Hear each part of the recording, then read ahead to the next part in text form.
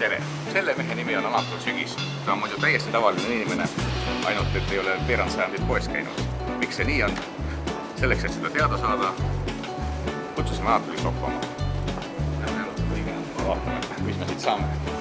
No, minusugusel tavalisel inimesel ei ole siit midagi võtta. Selles on asi. Kaupa kui palju, aga võtta ei ole midagi. Aga mida sa siis sööd? Mina söön seda, mis Eestimaal põllul ja aias kasvab. Aga mitte seda, mis siin on tööstusest läbi käinud ja ei tea kus ja millal pärit. No ega ma siis nüüd, see ei ole päris õigus, et ma ei ole poes käinud, ma ei ole poest ostnud. Mul ei ole vaja siit midagi, ei ole midagi. Aga käinud olen ikka, et olla koostisega inimesega kõige võrdes. Sellest ma umbes tean ette, et ei ole midagi võtta. No näiteks rohelist. Pähkleid. Roheline on kasvuhoone roheline, see ei ole midagi. Aga pähklid, rosinad? Jah, noh, mõnikord Eestis on ka pähklikaldus, nii et seda mõnikord, aga mitte kaupluses, siis juba vahetult importija juures. Mahlale pretendeeris. Tähendab, kus on mahla nimi peal, mis muidugi ei ole mahla, aga vähemalt nimi on. Siin ütleme, kõige parem komponent on vesi ja seegi on võetud lihtsalt veevärgist. Ega siia ei raatsid käis alkohol. Allika veelgi panna. Peale selle siis mõnevõrra sünteetikat, kas siis sohkrut ja magusaineid ja sünteetilist sees. Aga kumb on parem? Kui vaadata, lugeda seda väikest kirja, kas parem on suhkur? Neid on terve rida ja ütleme, kõige parem on vast võrreldav suhkruga. Aga teistega kõik on halvem, nii et ikkagi on parem kui suhkruga. Selleks on vaja teisi toidukomponente ka, kui ainult suhkrut süüa, siis läheb muidugi paksis. Aga mina armastan kongist suhkrut ja nagu ees ei ole. Näed, palun täistera. Kas see on täistera?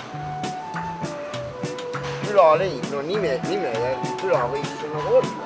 Aga kui loeme, esimesel kohal on peenemapoolne nisupüül. Kohal rukkipüül, no millega ta on tumedaks tehtud. Ära kõrvetud linnasega, täisterast pole juttu. Tervet tera pole olnud. Üldse ei ole. Siis teraleib. Näed, siin kõrval on teraleib. Terve täisteraviib. Jah, aga esimesel kohal on rukki täitera jahu. No väike trükiviga, mitte täitega ei ole tegemist, vaid täistera. Rukki täitera jahu. No ei ole. No see on, andestame neile selle täi, eks ole. Aga teisel kohal on rukki loovjahu. Ikkagi ära kooritud. Ikka on vaja ära kooritud. Ikka on kooritud. No, kohe ei leia. Ütleme, et katkisid terasid pannakse küll sisse, aga lihtjahu oleks tarvis. Lihtsalt rukkijahust täiba. No ei ole. Kus on nimesid? Kodukohamuna, värske muna, peremuna, väärtmuna, kollane muna, tervisemuna. Aga mille poolest erinevad siis tervisemunad tavalistest munadest? Harilikust munast. Tervisemuna, seal kanasid on toidetud lina seemnega ja linaõliga.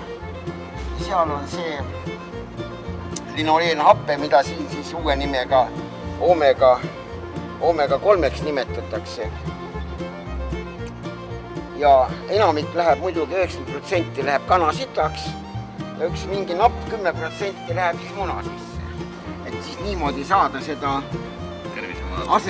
ühte asendamatutest rasvhappete grupist omega 3 ehk linoleenhapet. Aga miks me peame siis 90% heast linaseemest ära raiskama kanasitaks, kui võiks seda linaseemet kohe süüa? Sööme linaseemet, linaõli võib-olla mõnele on väga vänge, aga linaseemest saab väga häid toite teha. Aga kus sa tead, äkki tõesti suurem osa sellest omega 3 rasvhappest satub just munadesse? Ikka sattu, no. See on lihtsalt, seda tuleb mõõta, no seda on ka mõõdetud, aga seda ei reklaamita, kui palju sita sisse läheb. Nii, ja kollased munad. Kas need on siis nüüd need maamunad? Need ehtsad talumunad? millest kooki tehes kook jääb kollane. Aga tall-leek, see on ju kanavabrik, seal on ju kanad kõik poolides kunstventilatsioonil. Kunstvalguses kunstventilatsioonil. See on mingisuguse nõksuga kollaseks. Võib-olla mõnevõrra kanadele porgandid see läheb veidi kollaseks. Ekstravagantne lait. Vaata, mis protsent siin kunstlikud vitamiinid on sees. Poolrasvane, see on 40%, see väga lait ei ole. On palju laiti neid, eriti Poola omad. Poolakad oskavad kangesti teha. Ahah, näe, 25. Vaat see on nüüd eriti lait. 25% on hüdrogeenitud taimeõli, 75% on vett. Aga hind on suurem kui sellel, kus rohkem seda hüdrogeenitud taimeõli sees. Aga niiviisi väärtustatakse meil vett? Väga väärtuslik vesi. Vaat ei tea, kui hea vesi sees on, kus see tulnud on sealt Poolas. Aga millest see tuleb, et kui ma nüüd võtan lusikaga seda margariini ja püüan panna teda supi sisse, siis ta seal ei sula ära. Et kui ma paneksin lusikatäie võid supi sisse, siis ta... Aga sellepärast, et siin on kõvasti niukseid stabilisaatorid pandud juurde, mis aitavad seda konsistentsi või seda tükki hoida. Selles on see asi. No, katsume leida. Need rafineeritud taimeõlid rasvad ainult 25%. Vesi, sool, emulgaatorid, mono- ja diglütseriidid. No kas tahate glütseriini juua? Kui ei tahate, siis siin on olemas. Polüglütseroolid, happesuse regulaator, naturaalne toiduvärv, naturaalsele sarnased aroomiainet, ära tõlgitud tähendab see seda, et see on kunstlikult, sünteetilised. Naturaalsed sarnased on sünteetilised aroomiained. Ikkagi need glütseriidid teevad ta niisuguseks. No, seovad hästi vee ära. Mida tähendab A-täht? Aus kaup. Ja kuidas mõista ausat kaupa? Seda, et seal ei ole seda kuulsat lihakondijahu massi sees. Tähendab jahvatud konte, kus peal on siis ka natuke mingisugust kõõlusaid ja ribusid. Aga A-ga nagu ei ole, teatud tootjad nagu leppisid kokku, et paneme A-märgi peale. See oli vist see kuulus vorst, mis on tehtud naturaalsest lihast. Et kui uskuda seda, mis siin peal kirjas on 57% on sealiha ja 45% on loomaliha. Jah.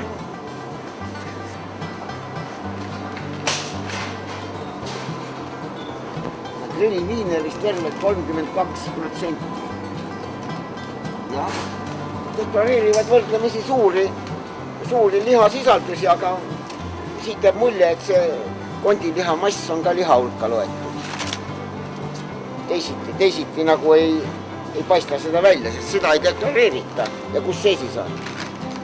Milline erinevus on nüüd lihatoidul ja taimtoidul? Liha on kontsentreeritud valgutoit, mis toidukiudu üldse ei sisalda, absoluutselt mitte. Nii et soolebakteritel pole lihast halligi saada. Ilma nendeta, kui sureme ära, soolebakteri rakke on inimese kehas rohkem kui liharakke. 1,5 kilo soolest. Neid on ka vaja toita. Liha neid ei toida. Lihaga lähevad nende asemel rõõsubakterid. Ja nüüd siis on enamus tervisehädasid sellega käes. Tean, et oled taimtoiduline. Siit sa ometi midagi leiad sellest osakonnast. No ka kõige parema tahtmise juures ei õnnestu leida. Sellepärast, et mina söön seda juurvilja, mis on korjatud tuttavalt põllult. Kuna ma piima eriti ei vaja, siis piim tuleb arvesse ka tuttava lehma käes. Aga põld peab ka tuttava lehma. Ma tean, kus põllul see on ja et see ei ole suurtootmise ja intensiivviljeluse juurvili. Ja kassida üle päeva kartulit Hüper-Super Maximarketist on puru mõttes, kui ma käin viiega kartulid tuttavad põllust ülesse ja on aasta olemas. Ma saan 6 tunniga talvise kartulivaru ja siis pakutakse meil töötasu ka peale. Kui teil oleks valida 2 toote vahel, millest ühele on kleebitud peale silt tervise, siis kumma te valiksite?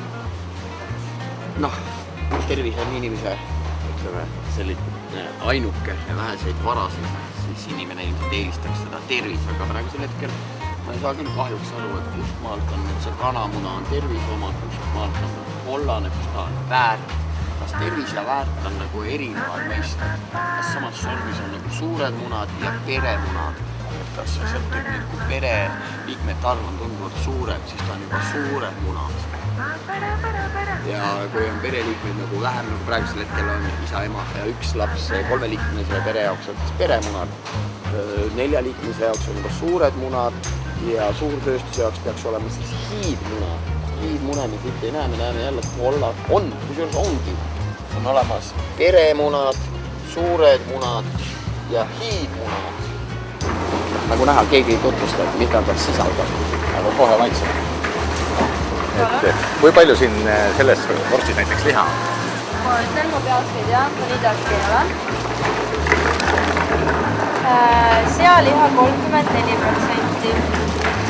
Ainult sealiha, jah? Jah, ja see on seapekk ja juustu ja... Aga kui palju siin näiteks on? Seal on juba rohkem, seal on sealiha ja veiseliha segamini. Siin on siis veiseliha 32% ja sealiha ka 32%. Juustu on 10 ja siis on kamarat ja rasva ka. On see siis tailiha või?